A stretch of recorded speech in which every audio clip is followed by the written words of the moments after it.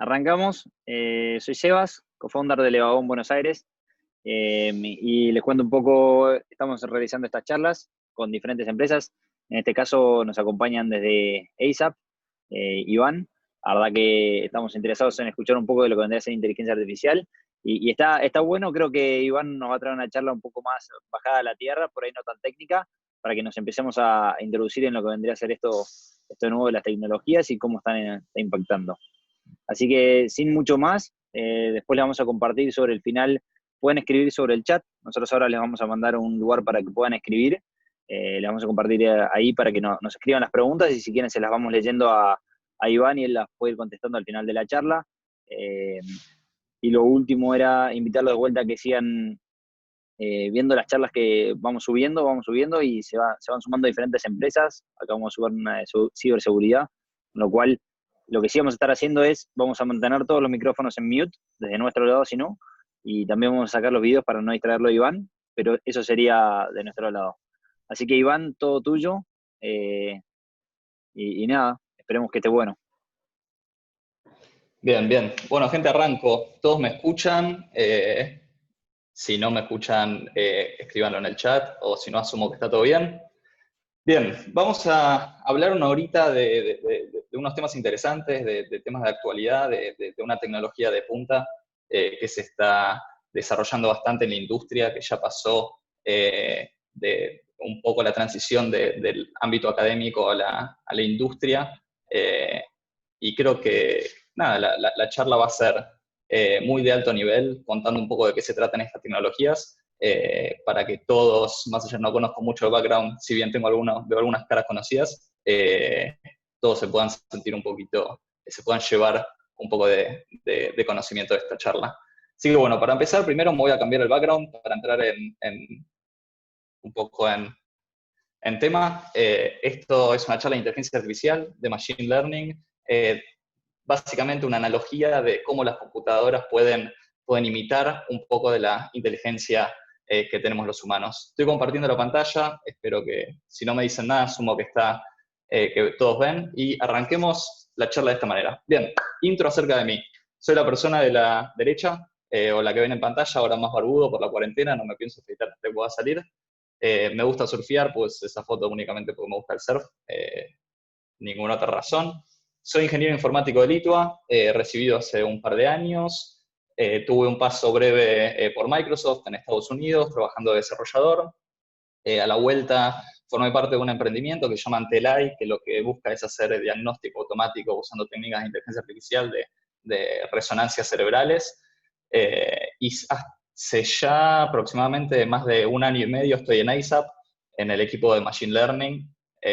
Muy contento, y gracias en parte por permitirme dar esta charla. Ya más al fin de la charla les voy a contar un poco qué es lo que hacemos.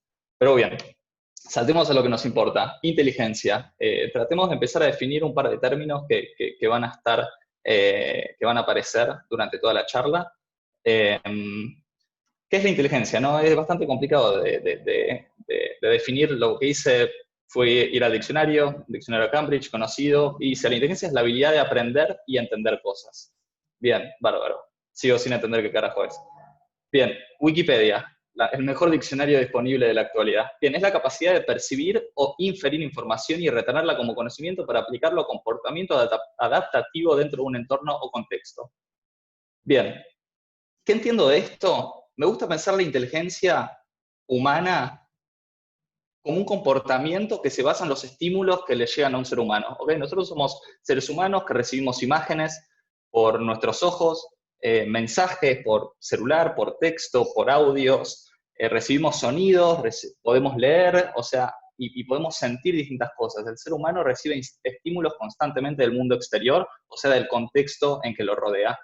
Todos esos estímulos se procesan en el cerebro, y el ser humano tiene la capacidad de proporcionar una respuesta a esos estímulos, y esa respuesta lógica, o usando la razón, es lo que yo considero que es la inteligencia, es la capacidad de responder a esos estímulos, a través de procesamiento y de conocimiento. Bien, tipos de inteligencia hay muchos, ¿no? Asociamos inteligente a la persona que es capaz de recibir un estímulo, por ejemplo, una prueba de matemática, de pensar los problemas que se presentan, y de responder correctamente la respuesta. Entonces, Bill Gates podríamos decir que es un tipo que es un genio, muy inteligente, pero no es la única tipo de inteligencia. Tenemos a nuestro Dios, o casi Dios, dependiendo si son maradonianos o no, Leo Messi, que el estímulo que puede recibir su inteligencia es el estado del juego, los jugadores que lo marcan, y tiene una capacidad súper desarrollada para poder actuar y meter un gol o amagarlos. Eso ciertamente también es inteligencia artificial, inteligencia, no artificial, no sabemos si es un robot, pero es inteligencia, si consideramos que es la respuesta a los estímulos. También otro tipo de inteligencia puede ser la inteligencia literaria. Un tipo como Borges era capaz de procesar o de recibir estímulos más sensibles, de sentimientos, de cosas, y después plasmarlos en un texto. Esa respuesta se puede considerar como inteligente y nadie duda de que Borges era un genio en lo que hacía.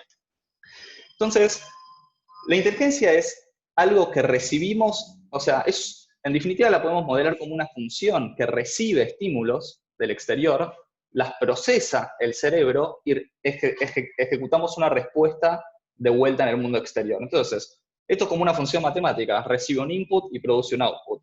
El input de nuestra inteligencia es, en parte, el estímulo, o sea, es el mundo, lo que ocurre en el mundo, pueden ser imágenes, videos, sonidos, no sé, el defensor que me está marcando enfrente cuando estoy jugando al fútbol. También esa función depende de mi cerebro, o sea, de mis capacidades cognitivas para responder inteligentemente a ese estímulo, y el output de mi función es un efecto en el mundo. Si yo estoy viendo un video, es probablemente decir de qué se trata el video. Si uno está haciendo un examen, bueno, el output de mi inteligencia sería responder inteligentemente a la pregunta del examen. Pero en definitiva la podemos modelar como una función. Y la función se puede, en definitiva, aproximar de una manera matemática. Se puede pensar en términos matemáticos. Entonces, quedémonos con esta definición. La inteligencia es una función que recibe estímulos, que las procesa algún tipo de instrumento de procesamiento, que en este caso es el cerebro, y produce un efecto en el contexto. Bien, vamos a pasar a la segunda parte del cuento, que es la computación, cómo se conecta la inteligencia humana con la computación. Y bien, la computación, les hago una pregunta. ¿Cuánto es 104 más 754? No hace falta que me lo respondan, ya pasó 1 o 2 segundos. Bien, nosotros tardamos 5 segundos en hacer esa cuenta. Bien, la computadora, la CPU, procesa miles de millones de operaciones por segundo. ¿Okay? Nosotros tardamos 1 segundo en hacer esa cuenta. En ese segundo, mi máquina pudo hacer miles de millones de operaciones de ese tipo. Bien, por ejemplo, agarré mi computadora, me fijé el procesador, 2.6 GHz significa que hace 2.600 millones de operaciones por segundo. Cada core, ni siquiera tengo una CPU, tengo muchos cores que corren en paralelo. O sea, la computadora lo único que sabe es hacer millones y millones de operaciones por segundo, muchísimo más eficientes que el ser humano, que naturalmente es muy lento para hacer estas operaciones. Bien, entonces la computación, en definitiva, también es capaz de hacer una función. O sea, se puede representar como una función que recibe números. Antes la inteligencia recibía estímulos del mundo. La computación solo recibe números, porque en definitiva los procesadores entienden de 0 y 1, no entienden de nada más que no sean ni ceros ni unos. El cerebro, en nuestro caso de la computación, es simplemente una CPU, es un microprocesador, es un sistema embebido, o sea, son circuitos electrónicos que saben cómo procesar distintas señales eléctricas. Y el output, obviamente, también sigue siendo una respuesta al mundo. Puede ser el resultado de una cuenta, puede ser el resultado de un algoritmo, puede ser el camino mínimo en Waze, por ejemplo, en la aplicación de navegación, pero sigue siendo una función. Ahora, bien, la inteligencia artificial dijimos que es una función y la computación también es una función de alguna manera. Entonces, la computación es inteligente, o sea, hace funciones que reciben estímulos y producen outputs. Ahora, bien, el ejemplo clásico de computación es una calculadora. La calculadora, la verdad que muy inteligente no me parece, no sé ustedes. Escalemos un poquito más, avanzó un poco más y aparecieron este tipo de máquinas que la verdad que no sé si son inteligentes, pero ya son capaces de producir funciones que como input no únicamente tienen números. Uno con la computadora puede hacer muchísimas más cosas que no sea meter una cuenta o una multiplicación. Sigamos empujando un poquito más el límite. La computación también es capaz de desarrollar cosas como la inteligencia de mi adversario en el FIFA cuando juega a la Play. Y ahora ya empiezo a dudar, ¿la computación tiene comportamiento inteligente? O sea, ¿puede representar una función que se asemeja a la función de la inteligencia? Y acá ya empiezo a dudar, ¿no? Porque en definitiva el FIFA me gana. O sea, algún comportamiento especial y complejo seguramente tiene. Y si empujamos un poquito más, vemos que hoy en día las computadoras son capaces de hacer, por ejemplo, esto. Le subo una imagen a Facebook y me dice, che, acá está tu tía, tu hermana, tu prima, primo, novio, novia, ¿los querés taguear? Y ahí es como que me empiezan a aparecer más dudas, ¿no? La computación, que al principio era una función que únicamente podía recibir ceros y unos y producir un resultado matemático, ya es capaz de hacer muchísimas otras cosas. ¿Qué quiero decir con esto? Tenemos dos mundos. La computación es una función que creemos que solo puede recibir números, que su cerebro es simplemente un chip que sabe hacer conexiones eléctricas con las señales que le llegan y producir un efecto en el mundo. Ahora, del otro lado tenemos la inteligencia, que es más o menos lo mismo. Es una función que en vez de recibir números, recibe estímulos del mundo que nos llegan a través de los sentidos. Nuestro microchip, en este caso, es nuestro cerebro y producimos un efecto en el mundo. Entonces, bien, si podemos tratar de llevar la computación y que esa función de la computación empiece a hacer cosas que se asemejan a las funciones inteligentes que puede realizar un ser humano, entonces ahí podemos decir que logramos un tipo de inteligencia artificial. Y esto justamente llegamos a la definición de inteligencia artificial, que es el primer concepto que queremos ver en esta charla. La inteligencia artificial es el desarrollo de programas complejos que tengan la capacidad de imitar el comportamiento inteligente humano, ¿no? O sea, que puedan recibir información del contexto que los rodea, incorporar esta información como conocimiento y usarlos como instrumento en la toma de decisiones. Bien, esta definición no la saqué de ningún diccionario, simplemente la inventé ayer a las 3 de la mañana cuando estaba terminando los slides. Bien, entonces, ya pudimos definir la inteligencia artificial, que es simplemente desarrollar en una máquina, en un programa de computación, comportamiento que imite la inteligencia humana, o sea, comportamiento que se pueda sintetizar en una función compleja que reciba estímulos de afuera, que los procese como en un cerebro, obviamente artificial, y pueda producir un output deseado, como el que podría haber hecho una persona en el mismo escenario. Bien, inteligencia artificial no es un concepto nuevo, no es que desde hace 3 años se explotó y empezaron a aparecer las primeras investigaciones y inteligencia artificial para todos y todas y a resolver todos los problemas del mundo. Inteligencia artificial es un concepto y una práctica que ya existe hace muchísimos años y hay técnicas que realmente demostraron ser muy efectivas en el tratamiento de ciertos problemas en el pasado y que se siguen usando. Es lo que yo lo llamo old school AI, o sea, de vieja escuela, o de la vieja guardia, porque después van a entender de que hay una nueva escuela. Pero bueno, para dar un par de ejemplos, este algoritmo, por ejemplo, ya se lo considera inteligente. A estrella es un simple algoritmo que busca el camino mínimo entre, o sea, el trayecto mínimo de un origen a un destino. Por ejemplo, en el FIFA, cuando el defensor que es de la computadora quiere llegar a la pelota y tiene que esquivar a jugadores, probablemente ejecuta un algoritmo del tipo de estrella, que funciona muy simple, es un algoritmo de exploración versus explotación y llega de un inicio al fin en una cantidad mínima de pasos. Esto es Old School AI, se usa hace muchísimos años, uno puede ver, cuando uno ve este algoritmo, entiende que la computadora sí tiene un comportamiento inteligente porque la persona, si hubiese estado en esa misma situación, hubiese hecho lo mismo y hubiese encontrado el mismo camino. Otro tipo de algoritmo old school es el Minimax, súper conocido para casos de ejemplo de juegos de una persona contra otra, donde el conocimiento del juego es conocido, donde no hay azar, no es el truco, que no sé qué cartas tiene el otro. En tableros tipo ajedrez, tatetí, damas, se puede aplicar el algoritmo de Minimax, que lo que hace es elegir la jugada óptima de acuerdo a una política de juego que uno le define. Bien, esto se usa hace muchísimos años, súper eficiente para juegos de una persona contra la máquina y generalmente todos los algoritmos de juego de ajedrez y eso se basan en variantes del Minimax.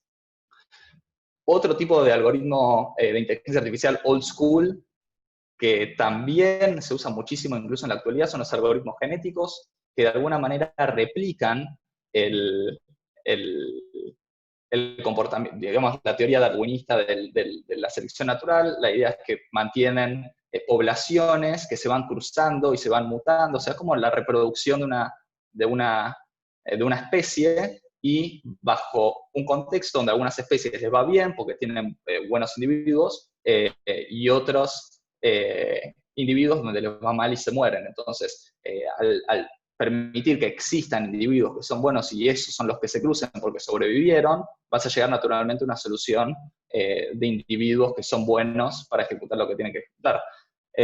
Pero bueno, es simplemente un ejemplo de old school de AI que se sigue aplicando en la actualidad y funciona muy bien para resolver un tipo de problemas.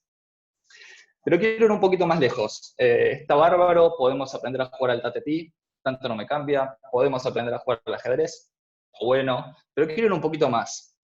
Quiero poder ser capaz de clasificar imágenes. O sea, ¿cómo puede ser que yo le muestre una imagen a una computadora que tiene un perro y no me puede decir esto es un perro? Quiero ir un poquito más, quiero hacer speech to text, quiero hablarle a una computadora y que sea capaz de traducir lo que yo dije, por ejemplo, cuando le hablo a Siri o a Alexa o a Google, ¿no?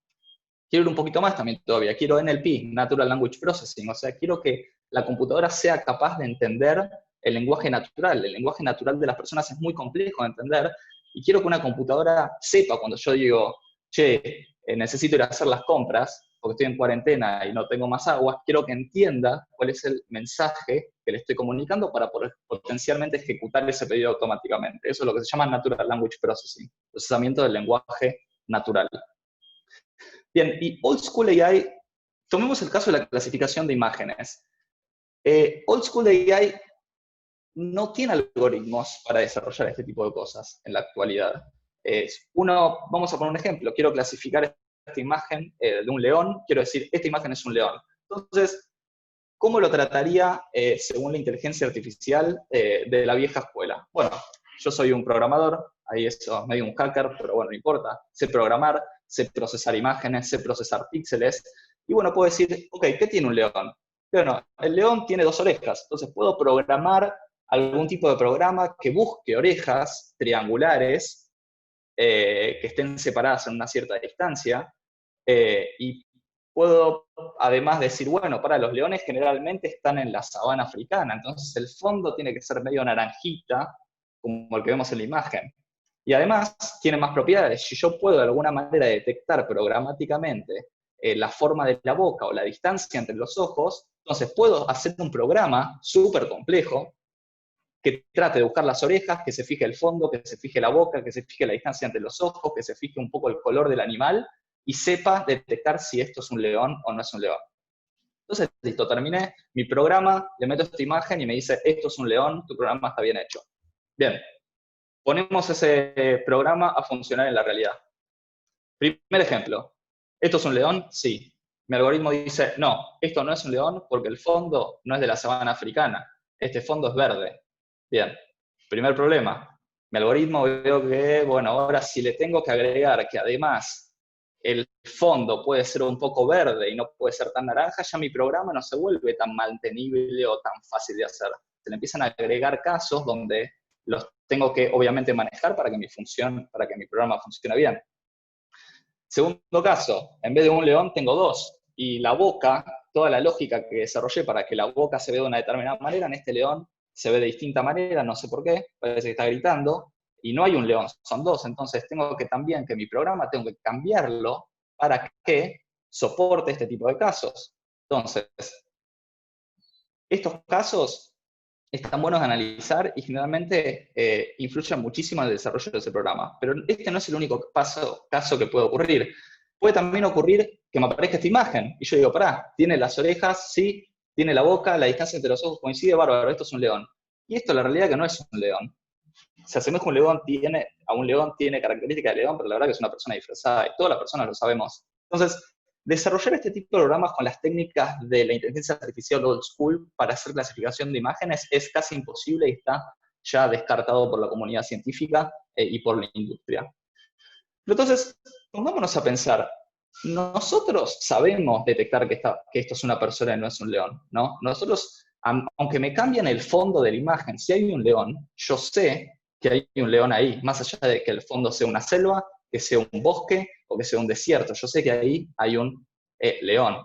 Entonces, las personas aprendieron a clasificar a través de la experiencia, ¿no? O sea, yo desde que soy chico aprendí ciertos patrones y esos patrones me sirven para, cuando yo veo nuevas imágenes, aplicar ese conocimiento que adquirí una vez que entendí los patrones para poder clasificar de que la nueva imagen que me llega es un león. Entonces, ¿por qué no podemos desarrollar un mecanismo para que en vez de decirle a la máquina, che, estos son los patrones de un león, no podemos desarrollar un mecanismo que le enseñe a la máquina a clasificar por sí solo, o sea, que aprenda los patrones necesarios para clasificar un determinado objeto?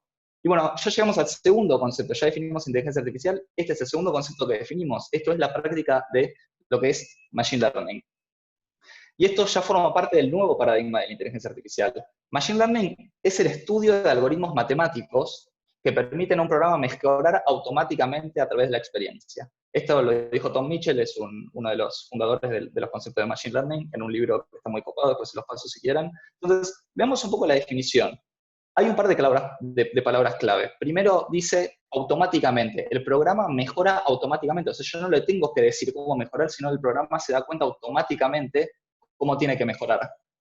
¿Y cómo mejora? A través de la experiencia. Uno le va dando experiencia y el programa automáticamente se da cuenta de cómo mejorar a través de la información que le estoy inyectando a modo de experiencia. Bien, ¿cómo se ve esto en términos más de diagramas y un poco más alto nivel, que no se ve mucho en la definición? Tengo un modelo. Mi modelo es mi programa, ¿ok?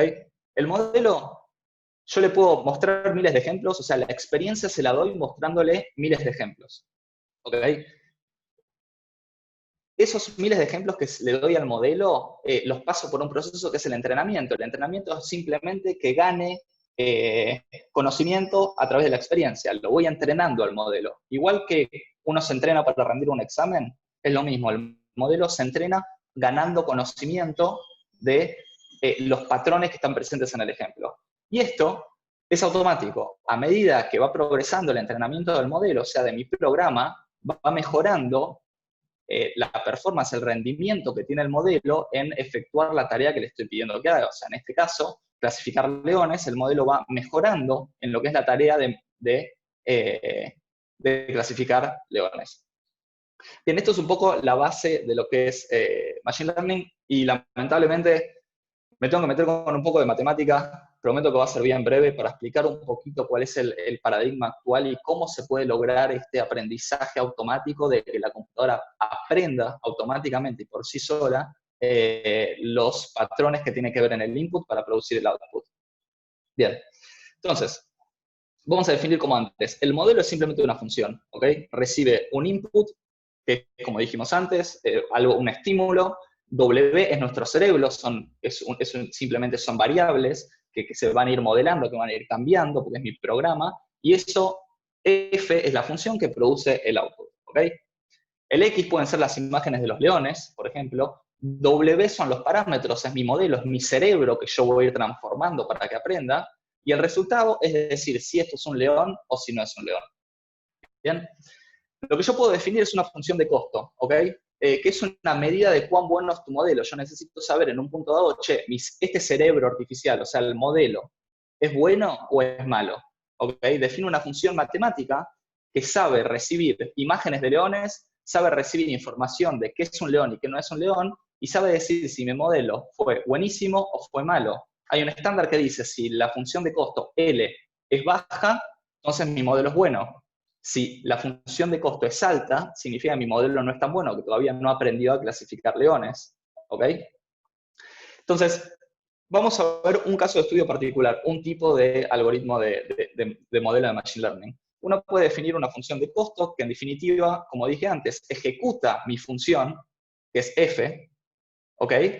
Y también recibe tanto las imágenes de los leones como también los labels, o sea, recibe la información de si las imágenes son o no leones, ¿ok? Y uno puede evaluar esa L y decir si el modelo es bueno o no. El modelo va a recibir, como está definido, recibe una imagen y dice si esto es un león o no un león, y como yo tengo la información real de si es o no un león, puedo medir si se confundió o no, y puedo dar un número, que es la función de costo, que es cuán bueno es el modelo para clasificar esas imágenes. Bien, entonces, vamos a empujar un poquito más y vamos a tomar ciertas assumptions en el problema, que es, tanto f como l son funciones que las defino yo. Vamos a suponer que son derivables. Tanto x como y son datos, no son variables. O sea, es mi dataset, es la recopilación de imágenes de leones que yo puedo tener. ¿Ok? Entonces, en definitiva, me queda una función que depende de w únicamente, porque w es mi variable que yo quiero ir ajustando para tener una función de costo baja.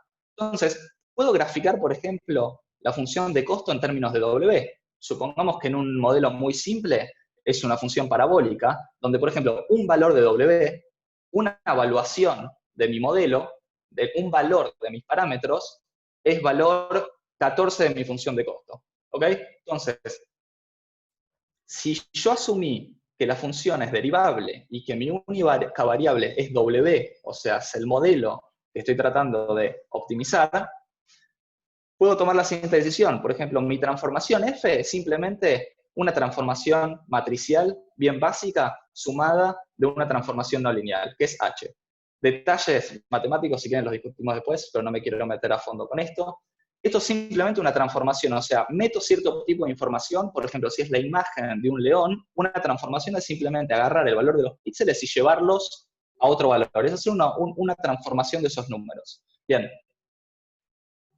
Quizás la expresividad del modelo, siendo una única transformación, no me sirve para representar la complejidad de la tarea que se quiere hacer. Por ejemplo, clasificar leones no es fácil, probablemente con una matriz no me alcance, con una transformación no me alcance. Entonces, ¿qué hago? Hago una transformación de la transformación y puedo ir componiendo transformaciones para llegar a una función compleja que pueda representar los patrones de los leones en las imágenes.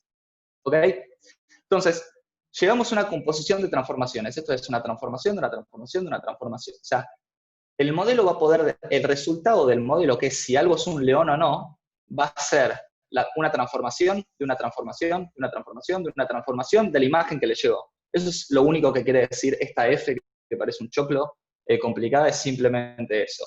Bien, ahora, yo asumí que estas funciones pueden ser derivables, ¿ok? Entonces, si W es mi variable, yo lo que puedo hacer es derivar la función con respecto a W, que son los pesos, y eso me puede dar la función gradiente. Sorry para los que vuelven a la secundaria, esto va a ser bien light y ya termino, prometo. Uno puede calcular la función gradiente con respecto a los pesos. ¿Qué es la función gradiente? Si yo vuelvo a mi gráfico, que me dice una evaluación de W, cuán buena es, el gradiente me dice en qué dirección crece. ¿Ok?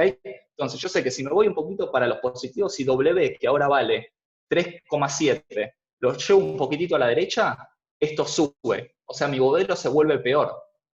Pero yo quiero que mi modelo se vuelva mejor. Entonces, lo que puedo hacer, muy fácil, trivial, es voy para el otro lado. Si el gradiente me dijo crece para ahí, yo quiero que decrezca la función de costo. Entonces voy para el otro lado.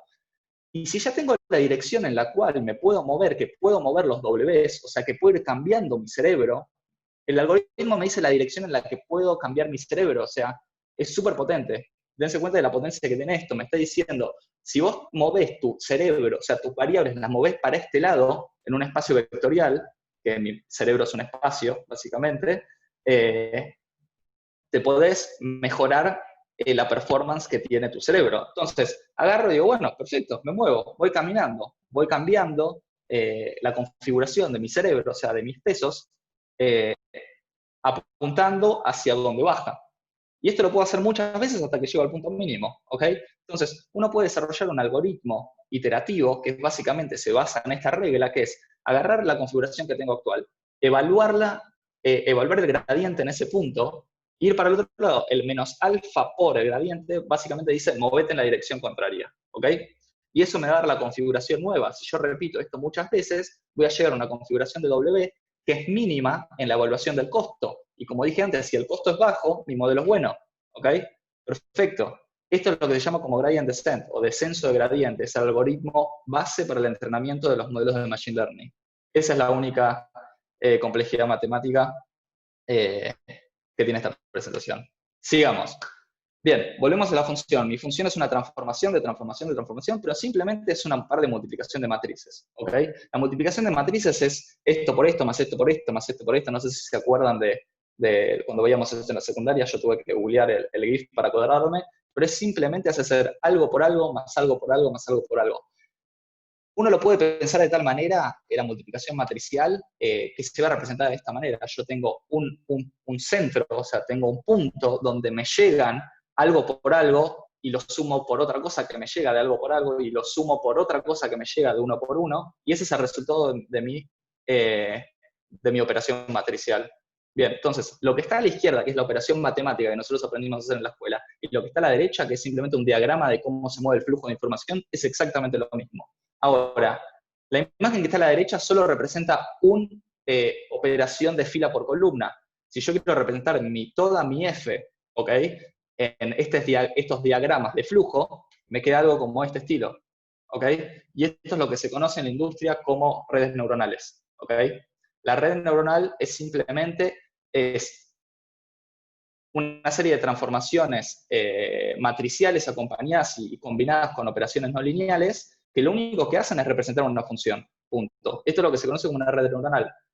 Y ahora sí, creo que las redes neuronales es otro concepto muy importante de esta charla, porque seguro la estuvieron escuchando en cientos y cientos de artículos periodísticos, de televisión, de qué se trata estas redes neuronales. Bien, y ahora sabemos un poquito, espero que me hayan seguido en la parte matemática, qué son estas redes neuronales.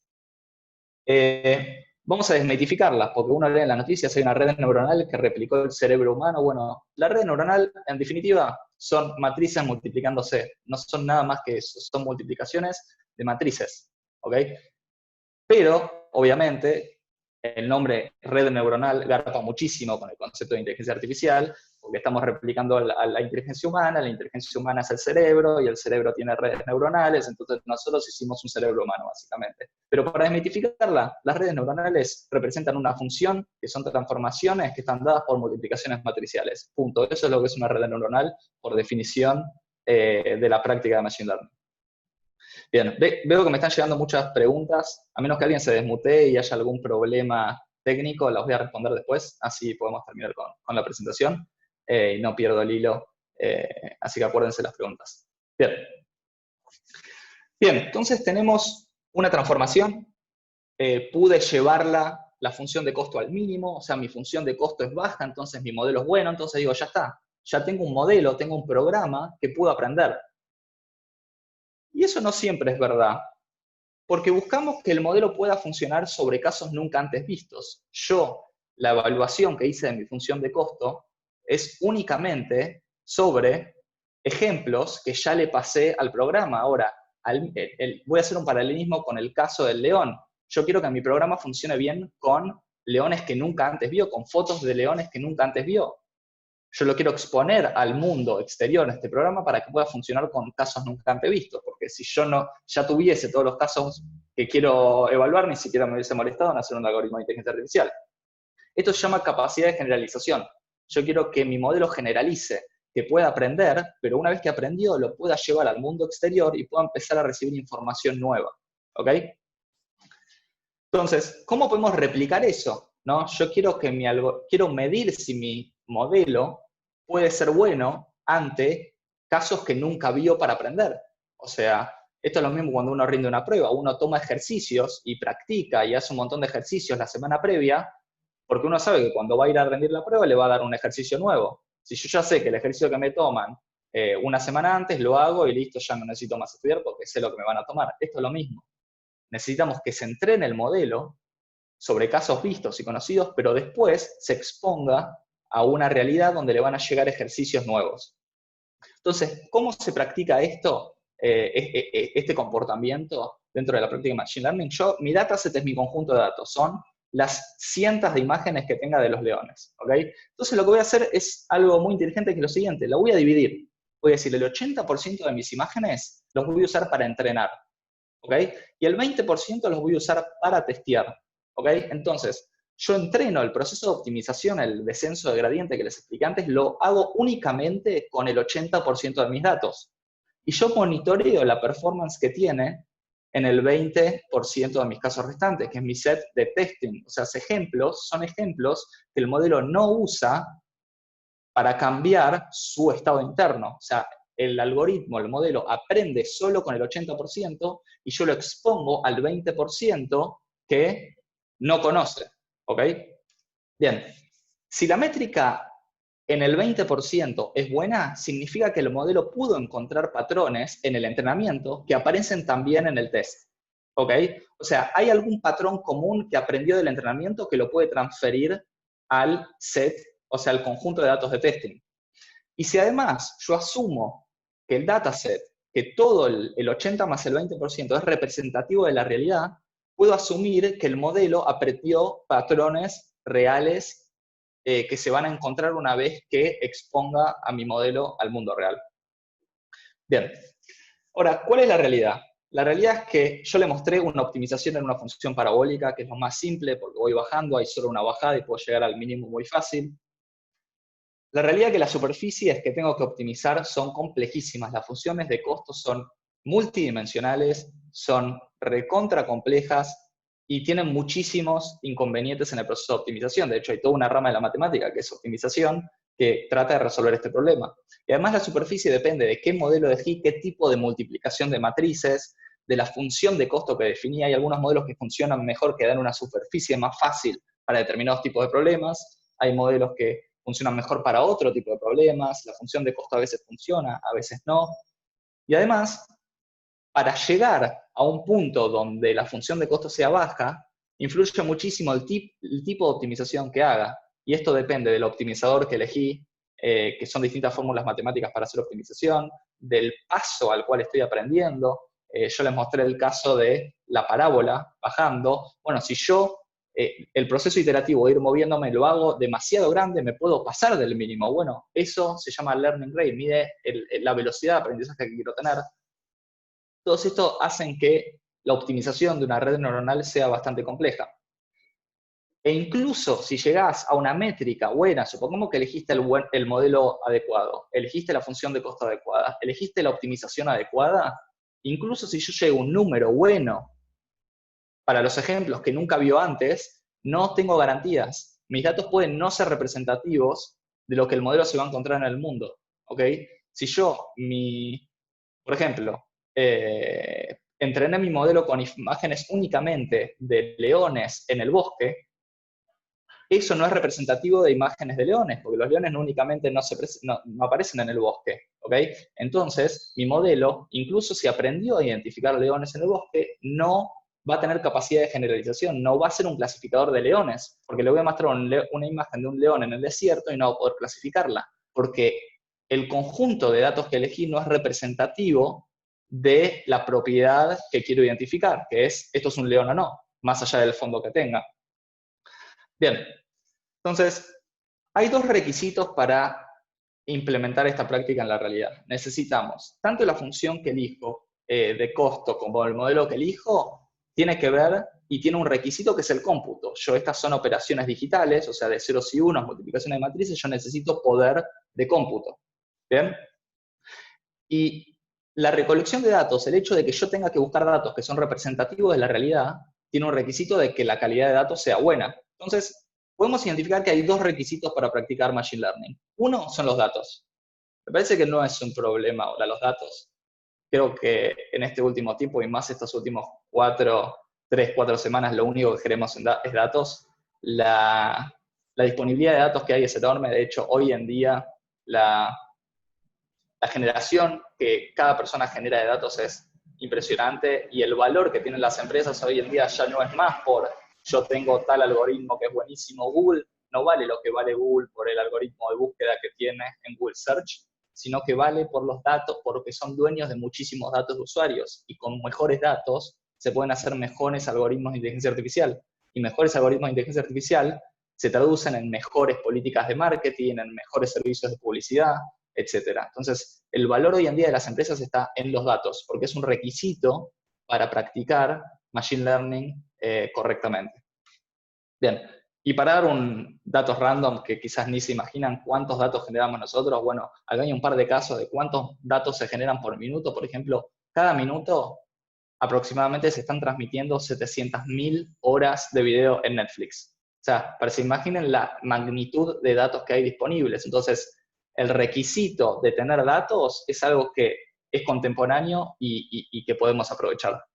Segundo requisito, cómputo. Si volvemos originalmente a la fórmula de la transformación de matrices y al cálculo del gradiente, el tipo de transformaciones que se eligió es muy eficiente para realizarse con operaciones matriciales, con multiplicación de matrices. Incluso el cómputo de la función, como el cálculo del gradiente, a través de ciertas propiedades de la derivada y de la regla de la cadena, es muy eficiente de hacer únicamente multiplicando matrices. O sea, si yo puedo multiplicar matrices rápido, puedo calcular los resultados de una red y puedo calcular el gradiente que es necesario para optimizarla. Entonces, bien, calcular matrices y multiplicarlas rápidamente, la verdad que tampoco es algo que no está disponible. Esto hace 20 años que los gamers lo usan, tienen unas pequeñas máquinas que se llaman GPUs, que lo único que saben hacer es multiplicar matrices rápido. Entonces, agarramos de los gamers, le decimos muchas gracias, esto lo vamos a usar nosotros también, y nuestra GPU pasa a ser un mecanismo para poder multiplicar matrices de una manera muchísimo más rápida que una CPU normal, que nos permite optimizar modelos súper complejos que con una máquina normal no se pueden optimizar porque son muy lentos. Entonces, dos requisitos: datos lo tenemos, estamos todo el tiempo generando datos, y cómputo lo tenemos, porque gracias a los gamers se desarrolló muchísima tecnología para multiplicar matrices de una manera eficiente. Bien, último tema relacionado a Machine Learning. ¿Cuán potente es un modelo? ¿Qué capacidad de aprendizaje tiene? Las personas también tienen capacidad. Yo no puedo jugar como Messi. Mi capacidad, mi inteligencia deportiva o futbolera no tiene la misma capacidad que la que tiene Messi. Y esto pasa lo mismo con los modelos de inteligencia artificial.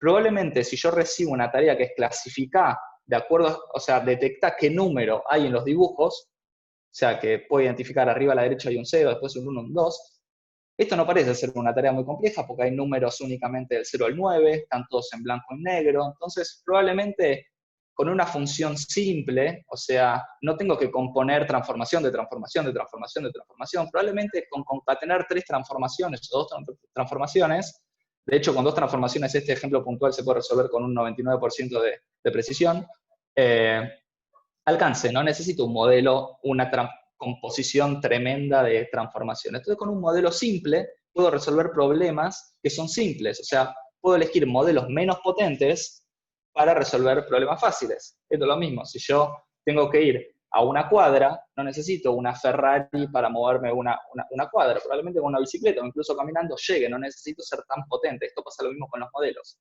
Entonces, estos modelos requieren muchos menos parámetros para aproximar la función que tiene que aprender y optimizarse para aprender a clasificar dígitos. Ahora, un caso un poquito más complejo. Acá yo no quiero detectar 0, 1, 2, 3 o 9. Quiero dar una imagen y, por ejemplo, quiero detectar todos los autos que hay y dibujar un cuadradito alrededor de cada auto. Quiero detectar semáforos, quiero detectar personas, bicicletas.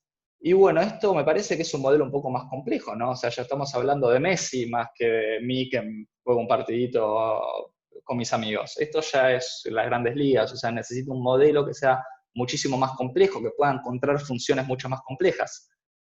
Esto es el tipo de redes neuronales, por ejemplo, que se usan para resolver este tipo de problemas. Son una serie de transformaciones mucho más complejas, ya dejan de ser multiplicaciones de matriz todas seguidas, sino que tienen otro tipo de operaciones que siguen siendo derivables, porque todo esto se basa en el descenso del gradiente y tienen que tener una derivada definida, pero son con mucho más parámetros, mucho más transformaciones, son mucho más lentas y tienen muchísimas más capas de transformación. ¿Ok? Si bien podemos usar la GPU y también nos da el cuero para entrenar este tipo de modelos, lo único es que van a necesitar muchos más parámetros para aproximar la función real del patrón que identifica los autos, bicicletas, personas en la foto. Y la construcción de estos modelos es lo que se llama como Deep Learning. Simplemente esto. Vamos a empezar a apurar, así no me queda tiempo para preguntas. Deep Learning lo único que es la construcción de modelos de Machine Learning con más capas de transformaciones. O sea, multiplico más matrices, tengo un modelo más largo, más profundo, con más capas, con más transformaciones. Eso es Deep Learning. Punto. No es nada más que eso. Overview de esto, bien. Definimos inteligencia artificial, AI, Artificial Intelligence, Machine Learning y Deep Learning. Deep Learning es un tipo de Machine Learning que lo único que hace es explora modelos con más parámetros, con más capas, más profundos. Machine Learning es un tipo de paradigma que está dentro de inteligencia artificial, que lo único que hace es tratar de entrenar modelos a través de datos. Inteligencia artificial tiene Machine Learning adentro, pero además tiene Minimax, tiene A estrella, todos los otros algoritmos old school que les di.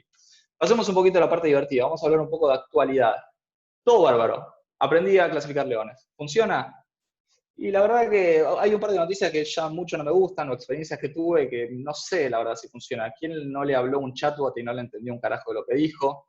Hay una historia muy famosa de una cuenta de Twitter artificial que publicó Microsoft, que apenas la liberaron al mundo para que aprenda cómo tuitear, empezó a tuitear cosas racistas. Hace poco un auto autónomo de Uber mató a una persona. Sin embargo, a ver, yo le hablo a Siri y Siri me entiende. Yo después veo este videito de un brazo de robótico que aprendió a agarrar tuercas y funciona.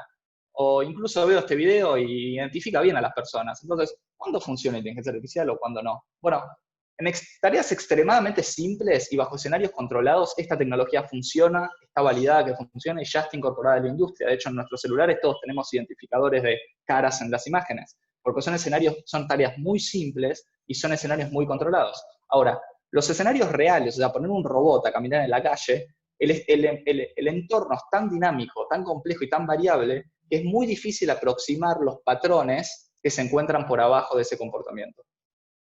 Esto es una motivación para el progreso, o sea, la idea es, a medida que vaya progresando la técnica, es ir aproximando funciones y funciones más complejas, para que podamos ir de escenarios sumamente controlados a algunos que no estén tan controlados. Datos interesantes, vamos bien rápido, así me quedan 10 minutitos al final de la pregunta. ¿Cuán grandes son los modelos? Las redes neuronales que tienen parámetros, ¿cuán grandes son? Acá tengo un gráfico interesante que es la cantidad de neuronas que tienen los animales. Ya tenemos modelos, redes neuronales, que superan, por ejemplo, la cantidad de neuronas que tienen las abejas. E incluso ya están cerca, o incluso ya superaron, porque esto es del año pasado, o del otro, a las ranas. ¿Okay? Ya tenemos modelos que tienen más de 1.500 millones de parámetros. O sea, la red neuronal tiene 1.500 millones de conexiones. Muchísimo y muchísimo para optimizar. Son modelos enormes, obviamente. SOTA no es el nombre de un videojuego, es State of the Art, o sea, cuán bueno es la clasificación de imágenes en la actualidad para inteligencia artificial. Hoy en día, y a partir de hace ya 5 años, superamos a las personas clasificando imágenes. Las personas clasifican entre un 5 y 10% de error. A partir del 2015, una arquitectura de ResNet que es desarrollada por Microsoft ya superó la performance estimada de las personas para clasificar imágenes. Ya, primer dato muy interesante. La verdad que practicar Machine Learning no es muy barato. Por ejemplo, hay un modelo muy interesante de OpenAI, que es una empresa, si no me equivoco, de Elon Musk, que desarrolló un modelo para básicamente modelar lenguaje y sale $25.000 entrenar un modelo. O sea, el proceso de gradiente descendente para optimizar el modelo cuesta $25.000 en uso de máquinas con GPU. Bien. Voy a saltear esto, pero también hubo muchísima discusión acerca de la ética. El link que voy a poner acá, que ustedes van a poder jugar, es de una página donde uno puede usar el modelo que les conté anteriormente, un modelo de lenguaje para generar lenguaje nuevo. Y esto puede servir para generar fake news, un montón de problemas éticos, por el cual esta misma empresa decidió no publicar el modelo públicamente. O sea, dijo, entrenamos un modelo, es peligroso, puede servir para un montón de cosas que no están buenas, no lo liberamos. Bueno, hay un montón de ética y de discusiones alrededor de la ética de los modelos inteligentes que está llevándose a cabo y que es muy interesante seguir. Pero bueno, esto después si quieren con la página de internet, esa está muy buena. Una aplicación y un dato interesante son los ejemplos adversarios. A medida que, o sea, aparece una tecnología nueva y siempre están los atacantes que tratan de romperla. Apareció Internet y bueno, empezó el phishing, el spam, un montón de técnicas para robar y perjudicar a los usuarios de Internet. Con Machine Learning pasa lo mismo, es una tecnología que está avanzando en la industria, entonces nunca tenés atacantes que tratan de romperla. Se detectó que los modelos de inteligencia artificial son muy vulnerables a ejemplos adversarios, que son pequeñas perturbaciones en el input que pueden hacer que el modelo se confunda muchísimo, ¿ok? Por ejemplo, yo le puedo pasar una imagen de un pato, le meto un poquito de ruido, o sea, le meto ruido gaussiano diseñado específicamente, y la máquina, al ser humano, no cambió nada, pero la máquina en vez de decir pato dice caballo. Esto tiene que ver por la naturaleza de las redes neuronales.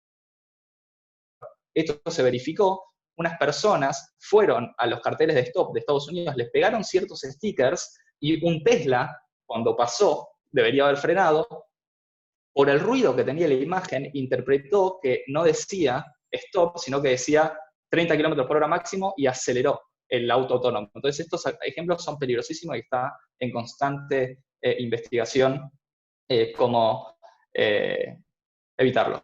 Modelos generativos, otra aplicación súper copada. Estas dos personas son las creadoras de los modelos generativos, y eso no es verdad en realidad. El modelo generativo, creo que todos se lo creyeron, el modelo generativo sirve para generar ejemplos nuevos. Las imágenes de las personas que ven a la izquierda no son personas reales, son imágenes que generaron modelos generativos de personas. Fíjense la calidad y la efectividad que tienen estos modelos para generar datos nuevos. Estas personas no existen, son fotos que generaron máquinas, ¿ok? Esto se conoce como sistema generativo. Por último, descubrimiento de conocimiento, y esto es lo último, las últimas dos slides que voy a presentar, y es un poco para que se queden pensando. En mi modelo, en mis pesos, en mi cerebro, yo tengo encodiados los patrones, o sea, el conocimiento de esos patrones están en el cerebro, están en mi modelo. Ahora, el cerebro es muy difícil de investigarlo. ¿Qué le voy a sacar el modelo, el cerebro a una persona y voy a ver cómo están conectadas las neuronas? No. Pero con un modelo artificial, con una red neuronal, con una estructura de datos, sí la puedo inspeccionar y puedo sacar muchísimos patrones. Esto, por ejemplo, puede servir para descubrir conocimiento nuevo. Creo que quizás hay un poco de público relativo a la biología. Si uno puede inspeccionar y puede entender una red neuronal que aprenda cómo es la forma de las proteínas, quizás en el patrón interno está codificado cierto grado de certeza en cómo es la política de formación de las proteínas, que por ahora creo que no se conoce cómo es. Y segundo ejemplo, quizás un poco más claro, es, tengamos el ejemplo del diagnóstico automático. Supongamos que hay una enfermedad, como la de ahora, que la verdad que no sabemos mucho cómo diagnosticarla, o una enfermedad que se muere en personas. Yo tengo la radiografía y hay una persona que se murió, pero no sé qué le pasó. Quizás entrenando una red neuronal, la red neuronal va a aprender ciertos patrones, y si yo inspecciono esos patrones, quizás me doy cuenta de las causas y de lo que la computadora pudo aprender que son las causas del fallecimiento de la persona. Entonces puedo usar las redes neuronales y los patrones que aprendió como descubrimiento de conocimiento que antes no se podía. Entonces, este es el único mensaje. Quédense pensando en esto, que resulta súper interesante y es sin duda una gran motivación para meterse en este campo. Último mensaje, formo parte de ASAP. Somos una empresa que hace ya casi 2 años está en Argentina. Es una startup de Nueva York, ya no tan startup. Hacemos cosas muy relacionadas a toda la charla que di. Estoy en el equipo de Machine Learning Engineering, hacemos ingeniería de Machine Learning, hacemos muchísimas prácticas state of the art de lo que es inteligencia artificial. Así que ahí tienen el link a las posiciones que tenemos abiertas. Pueden mandar un mail. Lugar súper copado para trabajar. Me puedo quedar hablando con el que le interese saber un poco más. Y para no hacerles perder más tiempo, esa fue la charla. Espero que les haya gustado. Dejo casi 5 minutos para preguntas, así que si quieren, mutéense, las leo. Pero bueno, esa fue toda la charla. Espero que la hayan disfrutado y que se hayan llevado un poquito de toda la información que les bombardeé. Excelente, Iván, y creo que las personas estarían aplaudiendo en este momento. Muy, muy buena charla, muy clara. Creo que ahí van a empezar a aparecer preguntas, si querés te las voy leyendo y las vamos contestando.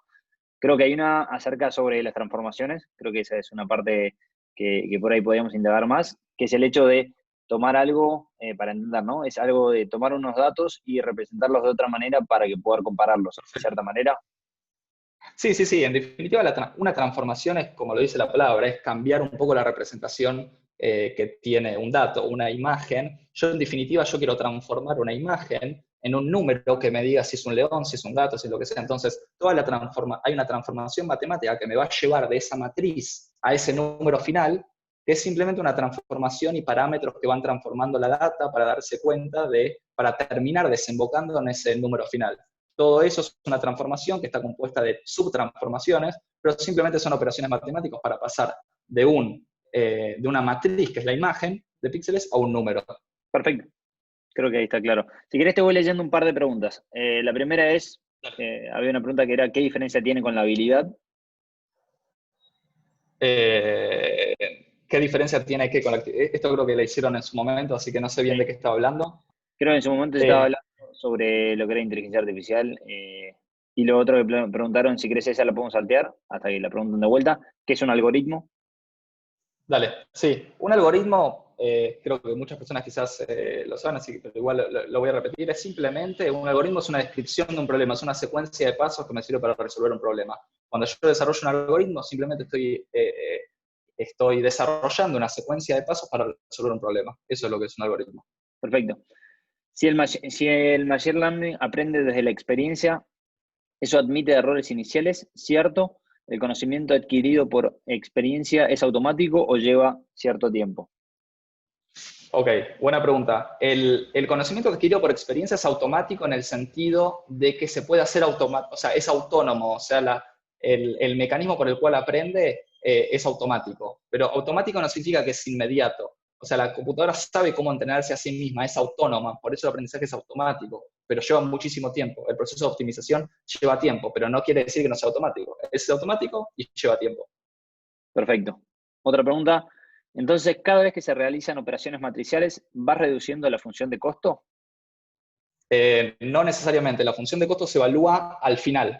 O sea, los números intermedios de las operaciones matriciales no necesariamente tienen por qué optimizarse y no tienen que ir reduciendo la función de costo. Lo que me interesa es al final de la transformación, ya cuando operé todas las matrices y cuando ya se multiplicaron, el número final, ese es el que va a ir a la función de costo y que tengo que bajar. Lo que pasa en el medio, la verdad que mucho no me preocupa. Perfecto. Hola Iván, en PIP tenés Deep Brain, esta si querés Sí, es un sí, poco sí. más técnica, yo la Dale. aceptaría. Respuesta a Pam, si querés mandame un mail, debe estar por ahí en GitHub y lo charlamos, un poco te cuento de este proyecto. Perfecto. Bueno, después están diciendo que la charla fue excelente, extraordinaria. Hay un par que se pusieron a aplaudir. Muy bueno el Sí, GIF muchos conocidos por ahí. muy bueno el GIF de Facebook. Ah, Eh,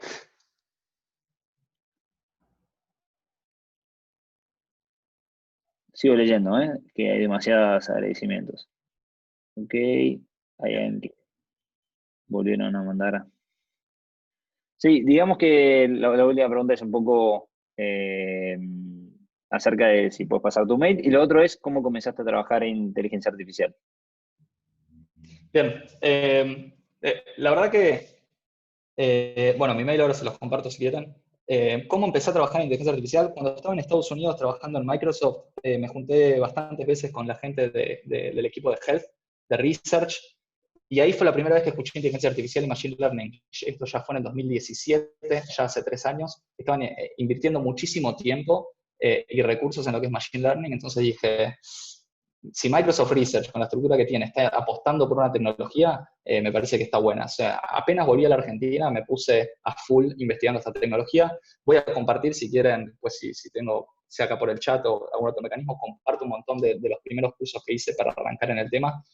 Gracias a Internet hay muchísimos recursos y clases certificadas y muy buenas en plataformas de enseñanza. Así que después, si quieren, los paso. Esto no me lo enseñaron en la facultad, fue simplemente yo me interesé por este tema y arranqué a estudiarlo hasta que por suerte pude conseguir un trabajo que me permite desarrollarlo. Ahí aprovechamos desde Levagón, también contamos con un programa de Data Science, así que también aprovechamos a comentarlo. ¿Hay que ser crack en matemáticas? No, no soy un crack ni cerca. Hay que entender un poco, pero es muy básico lo que se necesita para entender esto. Perfecto. Hay otra pregunta más que dice, ¿hay alguna otra forma, aparte de las transformaciones matriciales, que esté en etapa experimental para aumentar la velocidad de Para aprendizaje? aumentar la velocidad. Eh, aumentar la velocidad de aprendizaje no. Hoy en día hay un cuello de botella que es el tiempo de aprendizaje. Tu modelo lo tenés que entrenar y es la única manera de que funcione. Entonces el tiempo ese te lo tenés que bancar. Lo que sí generalmente la práctica es, vos no arrancás diciendo voy a estrenar este modelo que es monstruoso y me va a llevar una semana entrenar, sino lo que uno arranca son con modelos muy simples, incluso modelos que no son redes neuronales, para plantear lo que se llama un baseline, o sea, una performance base sobre la cual empezar a iterar.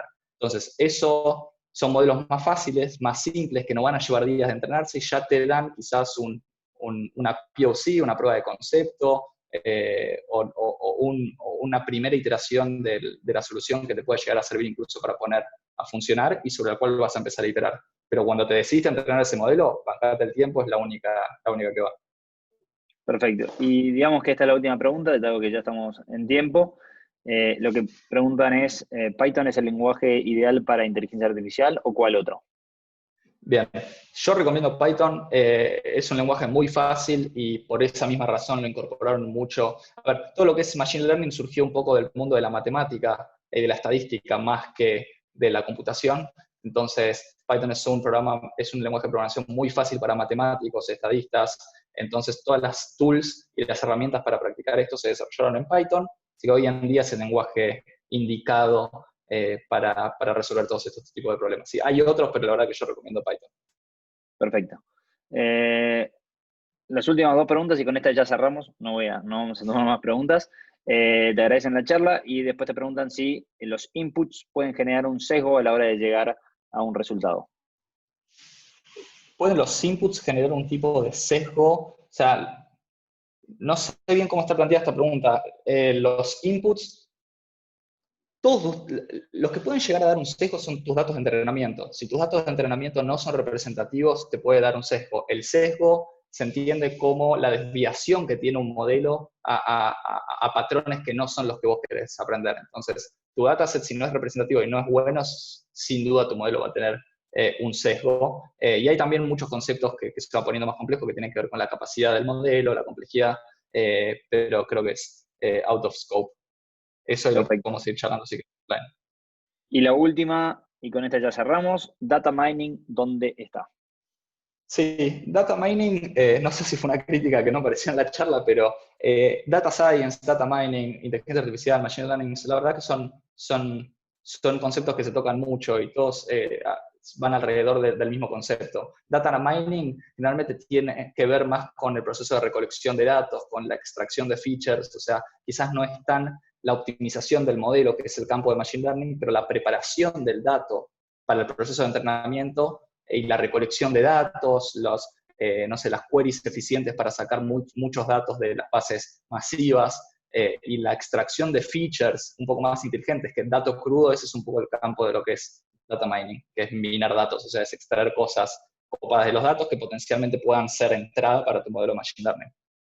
Perfecto. Y yo voy a cerrar con una última pregunta, me voy a dar el privilegio, que es, ¿cuánto tiempo del que se dedica a lo que vendría a ser Machine Learning o inteligencia artificial está dedicado a lo que vendría a ser limpieza de bases de datos? ¿Y cuánto tiempo estás creando tus propios algoritmos frente a utilizar algoritmos que ya están definidos? Eh, ¿Querés la respuesta de verdad o la que te va a La gustar? de verdad, la de verdad. La verdad, hay un paper muy conocido de Google que explica cómo es poner Machine Learning a funcionar en una industria. Dicen todo lo que es la parte divertida de Machine Learning, de entrenar el modelo, de fijarte los gráficos, de mi modelo mejor, eso es el 5% del laburo que Perfecto. vas a hacer. El 95% restante es ver de dónde carajo sacar la data, limpiar la data, cómo conectar la data con tu proceso de aprendizaje. Una vez que entrenaste el modelo, bueno, ¿cómo lo pongo en funcionamiento? ¿Funciona bien? No. Si la cagué, ¿cómo vuelvo hacia atrás?